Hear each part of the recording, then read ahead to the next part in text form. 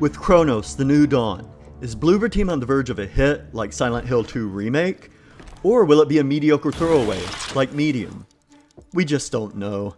But while we mere mortals wait for the game to be released on September 5th, here are 5 things we know about Cronos The New Dawn right now. The premise of Cronos is that you play as a traveler, one of several agents of a shadowy group called the Collective.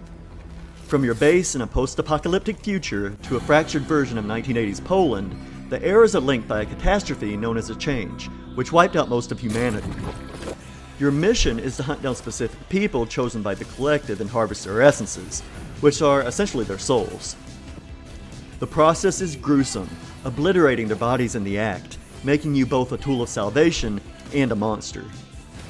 Who you choose to extract is important, and you have limits on how many essences you can carry at a time.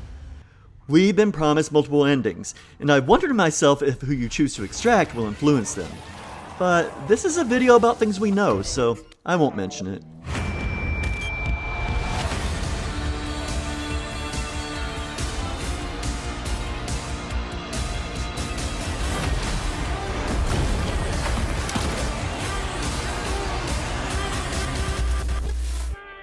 Intertwined with the premise is the setting.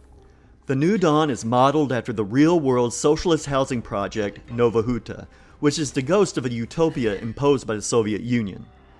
Built during the Cold War as a showcase for communist ideals, Nova Huta was meant to be a worker's paradise, but the reality was a rigid and oppressive city. There couldn't be a more perfect blueprint for the New Dawn, as it is sure to be a stark fodder for fear. From there, time anomalies let you shift between the bleak wasteland of the future and a corrupted version of the past.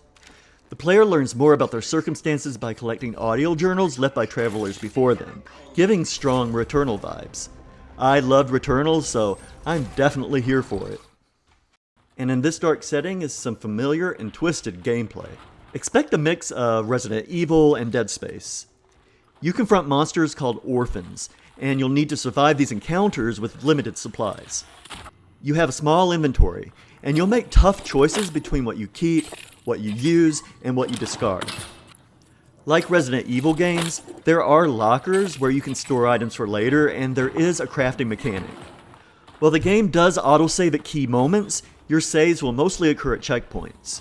An interesting tool you carry is called an emitter, which allows you to interact with time oddities, which in turn manipulate the environment to, for example, form a bridge to allow for traversal in an otherwise impassable area. And I would be remiss if I didn't mention that you can pet cats. I'm a sucker for this, and your suit's computer will record the number of cats you pet.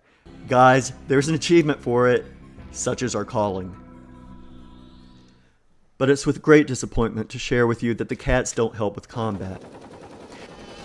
It's mostly range combat, with your suit having the ability to form different weapons on the fly, like a pistol, a shotgun, and whatnot. Charging your weapon will be a key mechanic, as it will make attacks more powerful and will help you preserve your resources. You use materials found out in the world to upgrade your weapon and your suit. You'll want to make use of the environment as well, like shooting flammable containers in order to take out multiple enemies in one fell swoop. Enemies hit hard, and melee is not as overpowered as it is in other horror games. And whatever you do, don't let them merge. If an enemy gets close to a corpse, they will merge and become an even more powerful, scarier monster. In order to take a break from all the intense horrors, you'll return to a hub. There you'll meet the Warden, the other traveler you see in an early trailer. Not only does he oversee the hub, he also helps maintain your weapons. He acts as a philosophical counterpoint to the player, challenging your motivations and the decisions you make during the game.